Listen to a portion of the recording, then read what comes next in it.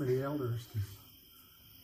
My people were booger storytellers, but everybody's died. Everybody's dead. And all the ones my age do not want to hear them. Because they already got 1,500 booger stories in their head, and they're scared. But I'm going to start out with 4 Haskell stories. I would say those who went to Haskell, raise your hand, but I can't see you anyway. So. But the first one happened, I went there in 79 and 80. This happened in 77. It was at that Powhatan Hall. It's a small dormitory, 2-story, all wooden. In the southeast corner, or southwest corner, 2 football players stayed there. One was named Eddie Gouge, and the other one was, his last name was Troutman. Eddie Gouge was a Cherokee, and Troutman was a Choctaw. But there's 3 Troutman boys that went through Haskell. I can't remember his name. But so Troutman had a car, and he was going to go back home to Poto. Well, Eddie asked him, can I have a ride? And Eddie was from Jay, and he goes, yeah, I can drop you off. So he dropped him off at Jay, then asked him, do you need a ride back? And Eddie said, no, I'll get back. So Troutman goes on home, comes back real late Sunday night. Well, at 6 o'clock in the morning, Eddie comes in, wakes him up, says, I need to borrow $1. So Troutman gets up and gives him $1 and goes back to sleep. Well, later on that day, my uncle, who was the dean of students, had to get a hold of Troutman and say that his roommate had died over the weekend. He goes, no, he didn't. I saw him. I talked to him this morning. So he didn't believe him until they brought that Delaware County newspaper up there and showed him his obituary. That Saturday night, he had got Hajidorf, and then this means he got drunk, and then he fell asleep or passed out in this trailer. That trailer burned up. So he didn't believe that until they brought that paper. But that's what happened there in 1977. And then I stayed in Blaylock.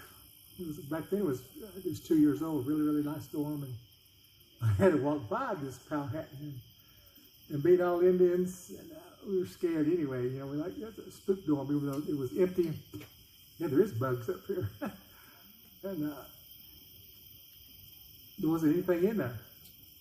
It was about 9:30 at night, and it was colder than this. And I was going to go to the old gym and get my clothes to wash. And so I took a faster, straighter route that was in front of Powhatan, the spook dorm, and then back behind the cafeteria, the spook cafeteria, and then in front of Sequoia Hall and then the old gym. Well, when I was going by Powhatan, I saw a red light in the basement. It was like a Coke machine, but I knew there's nothing down there. And then I heard a thump like a shoe in a dryer, like thump, thump, but it wasn't consistent like that. It's real inconsistent. And I said, well, I ain't got no time to mess with this, so I just kept on walking. Well, I heard somebody come running up behind me, and I figured, you know, somebody trying to scare me, so I let them get all the way behind me. And I turned around and scared them. Well, I was in these little cedar trees now, so I figured that they anticipated me turning around, and they jumped into those cedar trees to hide. So I told her, hey, I said, I know you're here. Come on out. And it was just quiet. So I turned around and kept walking. Again, I'm walking through these cedar trees. Well, it came and walked with me. And I thought, well, if I turn around now, and they anticipate me turning around again, that they're going to really be laughing at me. So I just went on. Well, I got out of that cedar trees and got in front of the next school building, Sequoia Hall. And there's no light, just dark, but it's all clean, clear. So I stopped because it's walking with me. I stopped and turned around and said, what do you want? And I turned around and kept walking. Well, it walked with me. When I got into a left light, it stopped. And so went downstairs, it was still open, and 2 Indian boys downstairs. I got my clothes, and I told them, I said, something followed me over here. And they just looked at me like, well, once I heard about things like that. So, you know, when I got up, when I left that gym, looked that way, I came, and went, no, I'm going to see something this time. So, went all the way back around campus. It was all lighted to go back, but it really wasn't scary. There wasn't no Jaws music playing or nothing, but it's just something that you encounter. Now the third one, this happened at the Baptist Mission. Now y'all would know these people if I said their names, but since they're on camera, I'm not going to say their names because they're not Boston TV stars. So, but his wife, well, during the December break when all the kids are going home, well, they cleaned the church. So I used to go to that Haskell Baptist Mission, and they don't have any church until all the kids get back. And so, but she woke up and something was telling her, go to the church. And so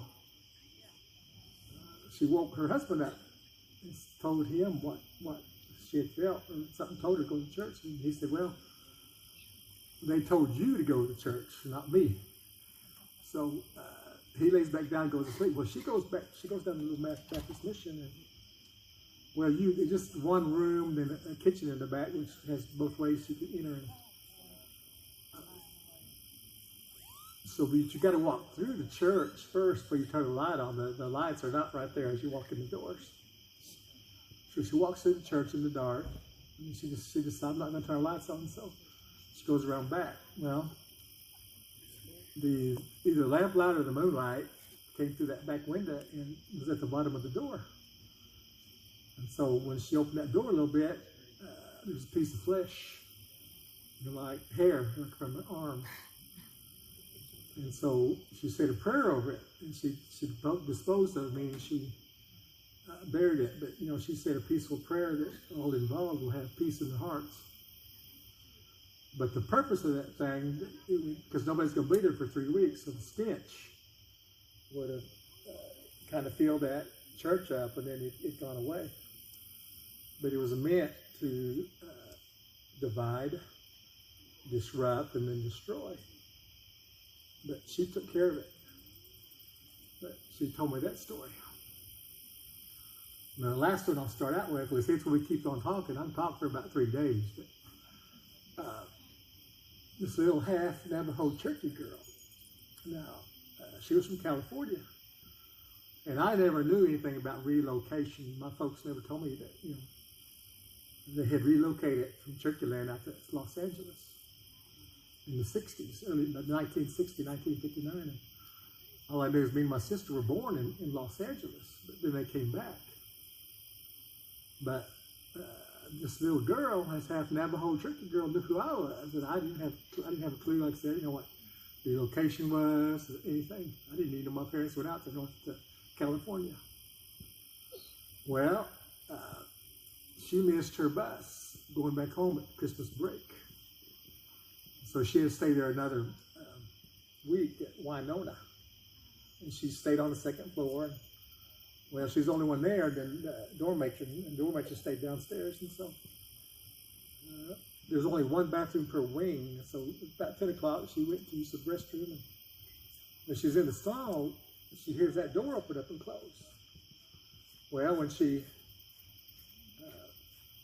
finishes, and when she's talking, like, oh, I didn't know anybody else is here. And, but nobody ever answers her. And so when she's leaving, she looks underneath the stalls, and all she saw was 2 hooves coming down. So she freaked out and went downstairs to tell the dorm matron. Well, they called security, and security didn't get there for 45 minutes. But that's the story that she told.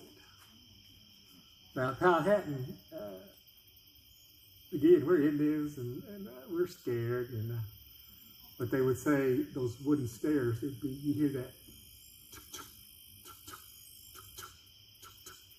like something with hooves, it's going up and down. So, but these are the stories that I'll start with. So.